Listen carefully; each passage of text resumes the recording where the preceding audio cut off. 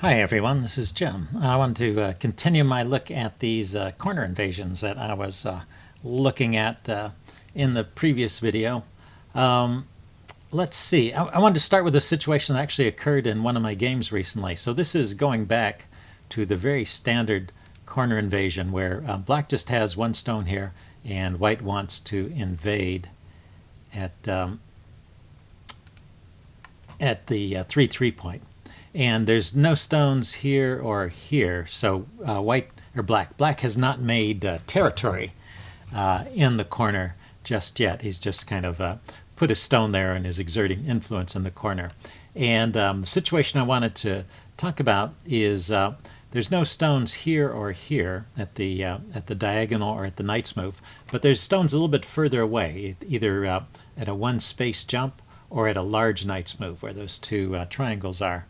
And those are still close enough to actually influence what happens with the invasion. So let's go forward a step. Yeah, so for example, I chose to put a stone there at the large knight's move. And then now I invade at the 3-3 point, and black blocks in this direction, and I extend. Black hanes. I hane back, and then he does the double hane variation. And with the double hane, white wants to play here at h11, and then give up these two stones and capture this stone here at h12 and create a panuki, four stones in a diamond shape right here to give him influence on this side. And so that's the variation I was going for. But you can see that if there's a black stone here already, or if there had been one here, I can't play the next move at h11. That's a self-atari. It just walks right into a trap.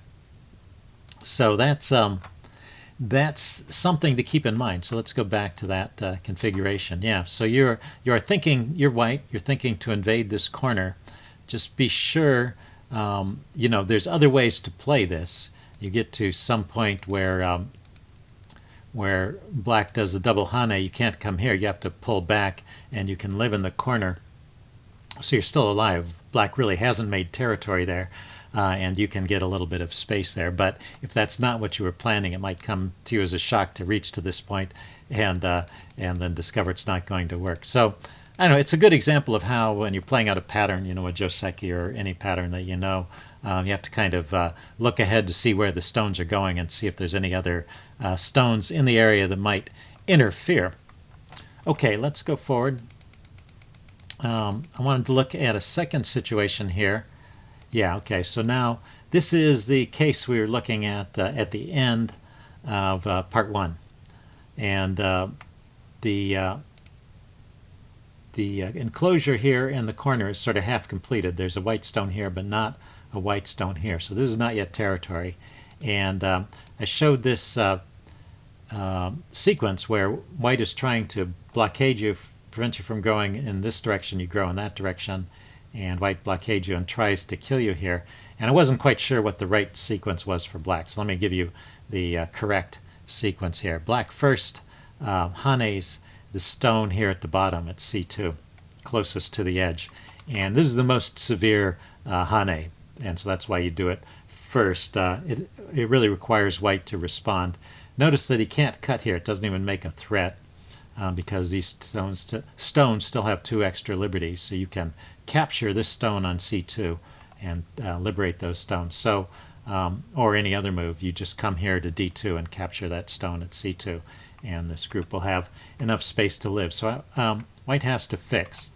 Then you hane here, and say white is again doing the most severe attack and trying to just prevent you from expanding and completely cut you off, and he's going to cut back here and try and kill this group. What you do at this point is you sacrifice that stone at b6 and just extend here, and this is the key move. So now white takes that stone and you extend here at b4, forcing him to capture or extend. He can extend first and then capture, but say he captures right away and then you extend.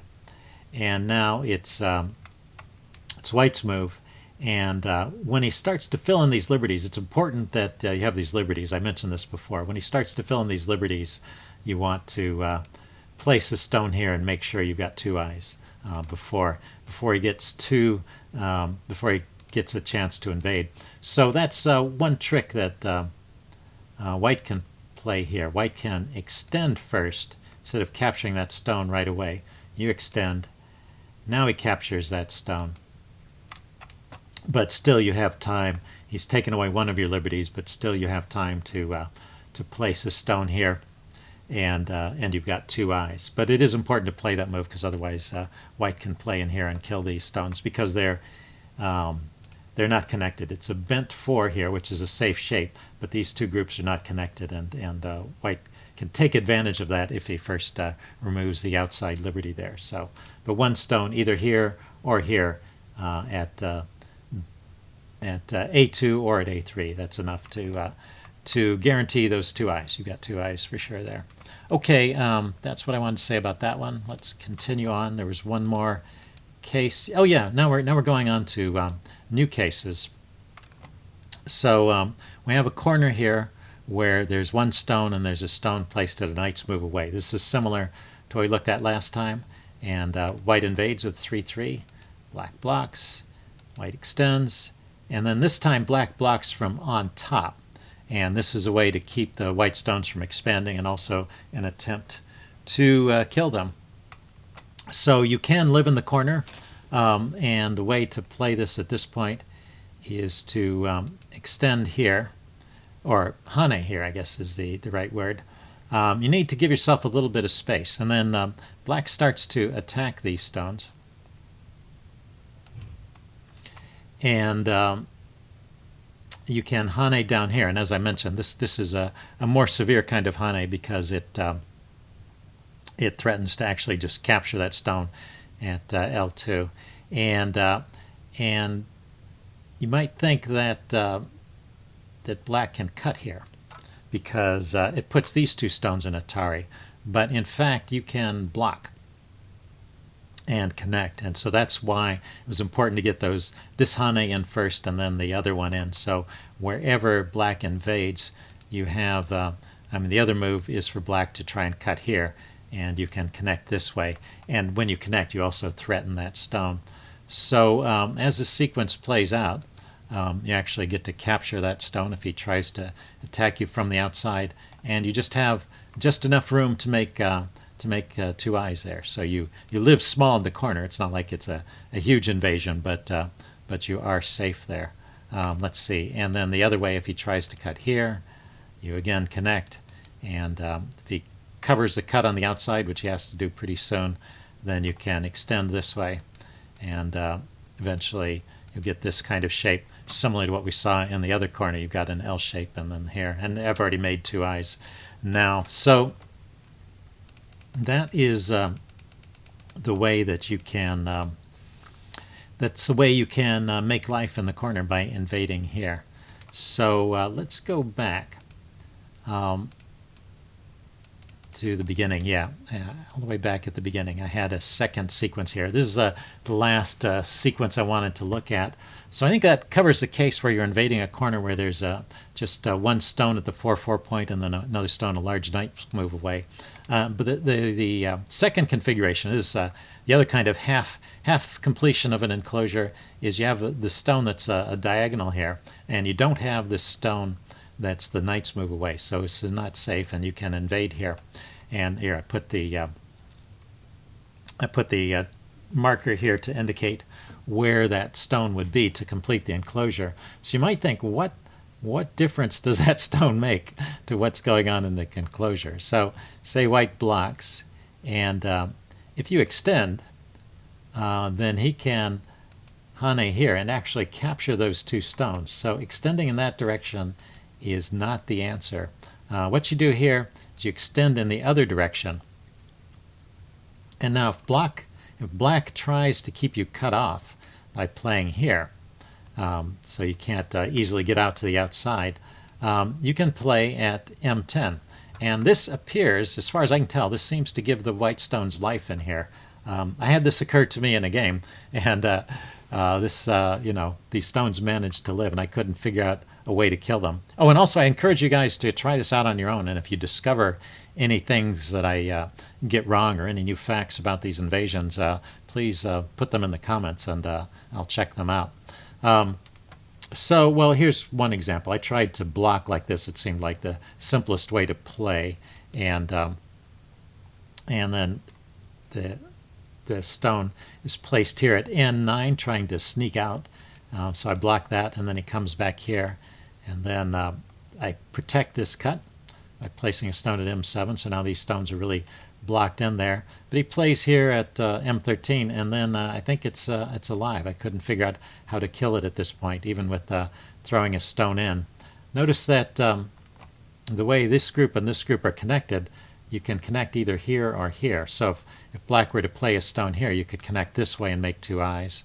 Or if black places a stone here, oh, it can't even place a stone there, yeah, because that's already surrounded. But you also have the option of connecting here at L10 and making two eyes that way. So it seems like that is a way to play it. And so what went wrong there? Let's see. Oh, well, there's one other try here. Instead of blocking on the outside, you might try something like coming in on the inside. But it seems like white can just extend here, and now you've got a block, and white can extend in this direction, I think, or connect here, and I think there's enough room to make life there. Probably extend here and then connect and capture that stone and make some eyes in the corner. So this all looks pretty good for white. So I think the mistake here was this move at K12, extending and trying to block these stones in. And so what I thought I would try next time is this move here. Place a stone here. Prevent this group from living in the corner. But now I think the group can break out. Now, I mean, this invasion should be successful because I don't have the stone out here that would complete the enclosure. So let's go forward. Yeah, okay, here's the point where it seems like if this stone were here, then it's easier to keep this group confined, and now maybe it can't break out. But since that stone is not there and the enclosure is only half completed, white can cut at this point.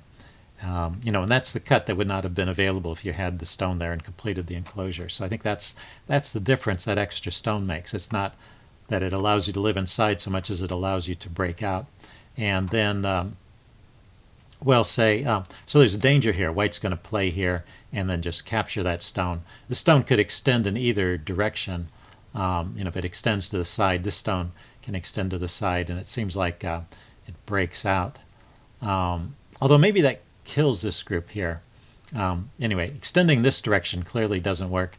I just wanted to point out that this group can't, these two stones can't really be captured. If you try to do a ladder by blocking here, white extends in this direction and is Atari on that stone. So that doesn't work. So these stones will live. And then you can come back and kill these two stones. So that's no good. Maybe the best reply here is for black to extend in this direction. And I'm not sure about this. Is there still a way for white to live in here? It's getting a little risky for white. He's cut off. This stone is cut off from these. Yeah, I didn't work this one out. Okay, so that's your homework assignment, and my homework assignment for next time is to try and complete this pattern and see if white can live in this case. In the absence of that black stone, there should be some way for white to either live or to connect to the outside. So I'm going to try and figure that out. Okay, so that's it for the lesson part. And of course, as I said before, this is all just my own investigation. So, try and verify all this for yourself, and it might not be correct, but I'm doing my best. Okay, let's have a game. Oh, here's a game. Clark Kyu. Okay, let's take a corner.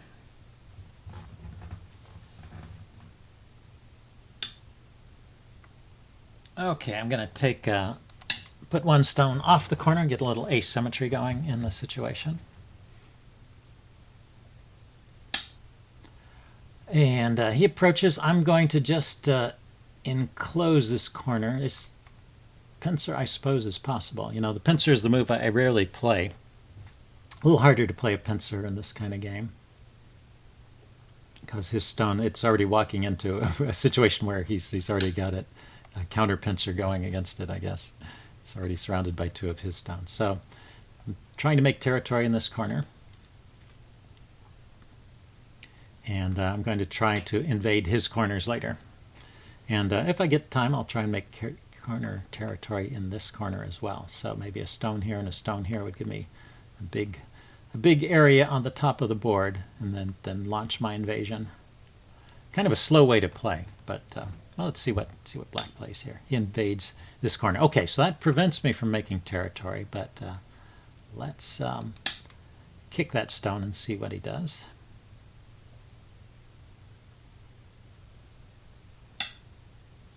Oh, he doesn't respond. Usually they respond to that move. Yeah, the almost reflex reply is to make a double, a pillar. They call it 2 stones in a row on L8 and K8. That would be. So he played over here. Let's come underneath. I still want to kind of protect this territory over here.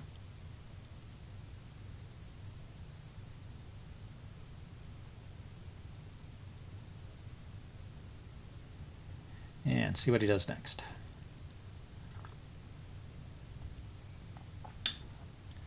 He surrounds. Okay,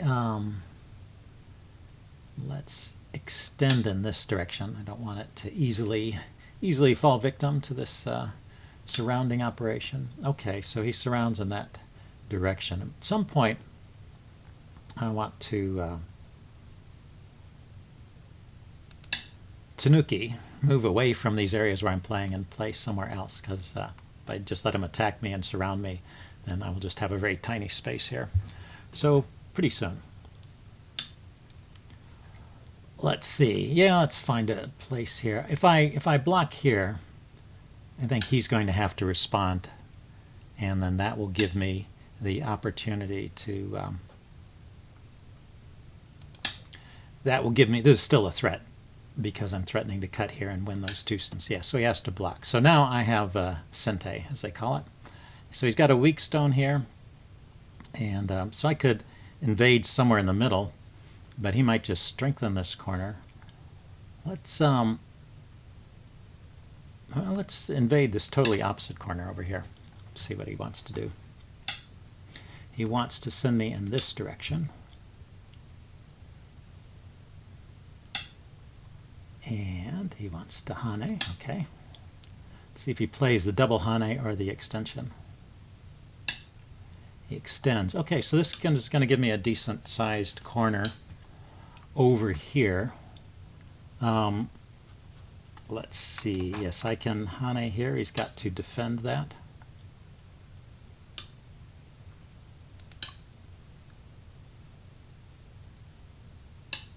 Yeah, so he defends that cut. So I'm alive over here, I think. It's a pretty low space here. Let's see. Can I threaten something? He didn't protect this cut. Could leave that for later.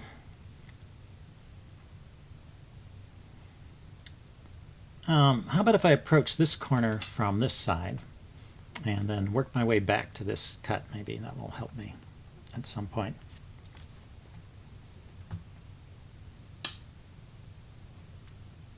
So he likes to fight. Okay, I think I cut here.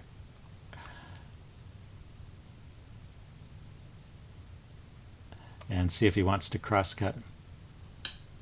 He does. Okay, I'll extend in this direction. And so can he kill me?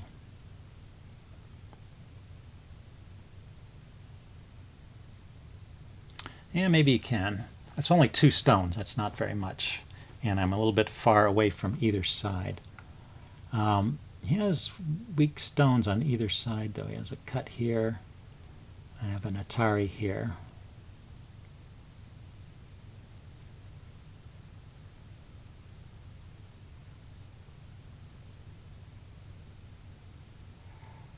I'd rather cut here first, I think. So I'm going to sacrifice those 2 stones. And I'm going to clamp this stone.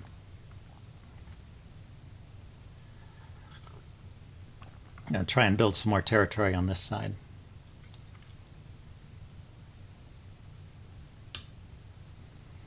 So now he extends. Okay, let's extend.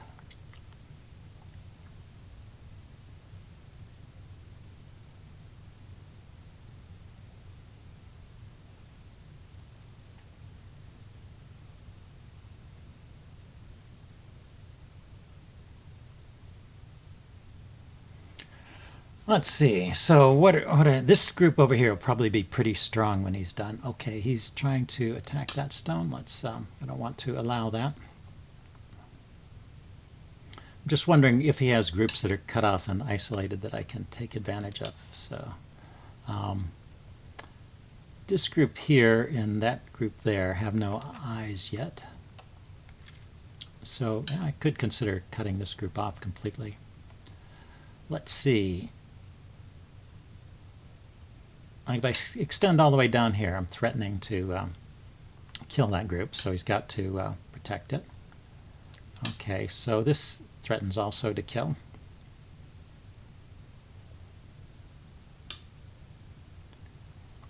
And so he made 1 eye. That's true. Okay, let's blockade there.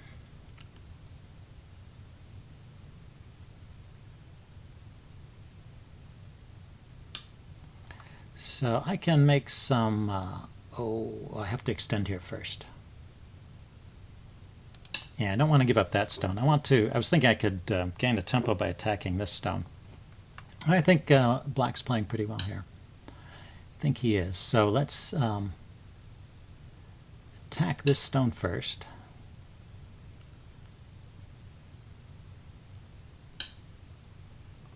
Let's connect underneath like this.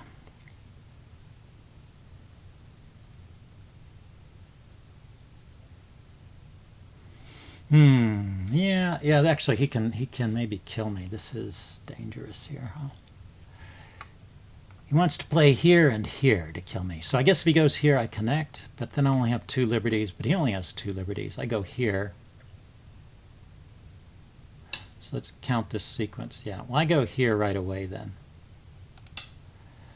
Threatening to kill this group of 2 stones, so he has to connect or give them up, and then if he connects, I kill that all 4. Oh, he kills me first. Oops.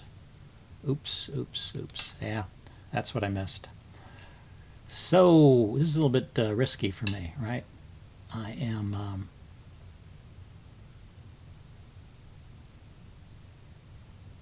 running for my life here. Let's see.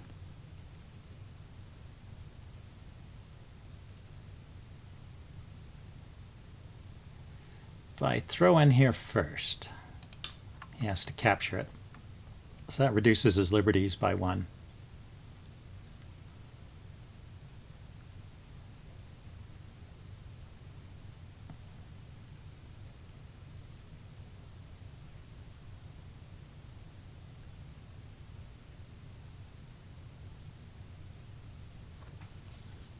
I thought he would just play it innate immediately. Why is he not stopping me from taking that? It must have been an oversight. Anyway, I was planning to go after those stones, but I don't think that was working. I think he gave away a little too much there.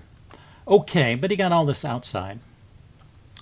Let's see. He never captured these 2 stones. Can I bring them 10, back to life? 9, Zombie 8, stones coming back 7, to life. 6, Famous 5, 4, technique. 3, 2, 1. Let's see. If I play here, they'll have 2 liberties. This group has 3 liberties. Probably not. I can extend here and gain a few more points. That's kind of small. I have this corner. I have a small corner here.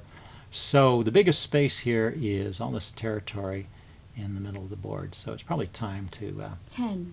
I can start with a cut there.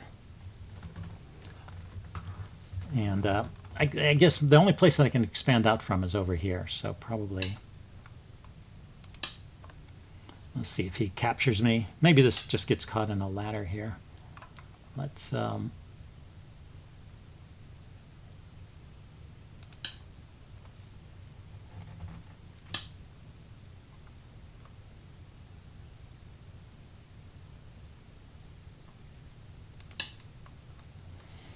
we'll see. Just trying to wiggle and squirm a little bit with these stones. I can place this stone here. I can cut here.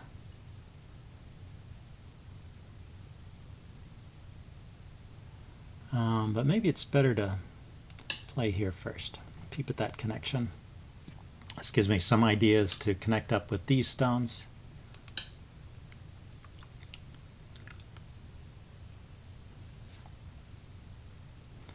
Need to find ways to ruin his territory. Yeah, he's doing a good job here. He's preventing me from connecting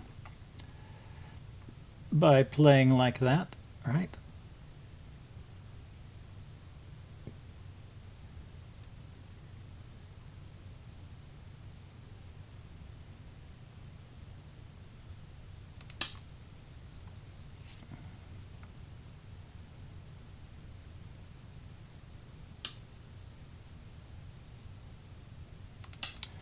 But is that really working? Ah, yeah, it is working because that is an Atari on my stone.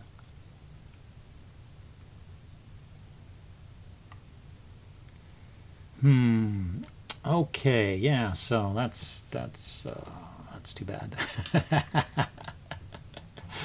So maybe he's going to get all this territory in the center. That would be a big blow to my hopes here.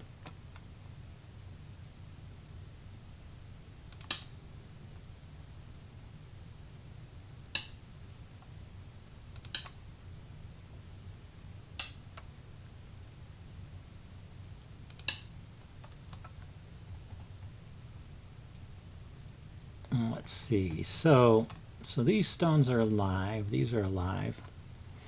And these are alive. My territory is this space here, this space, and this corner, and this little strip here. He has this whole side. He's got a lot of space, really. He's going to have to fill in there. That was a mistake. I just gave away. So he was playing a very good strategic game. And he just made a couple little mistakes. I think he had me outplayed. Yeah, so he resigns there. Okay, well, interesting game. Shows why you have to play the whole game out. Don't give up prematurely. Anyway, well, especially at our level. I think when you're a professional, it's common politeness to give up when you see you're defeated. Okay, hope you guys enjoyed this, and I will see you later. Bye.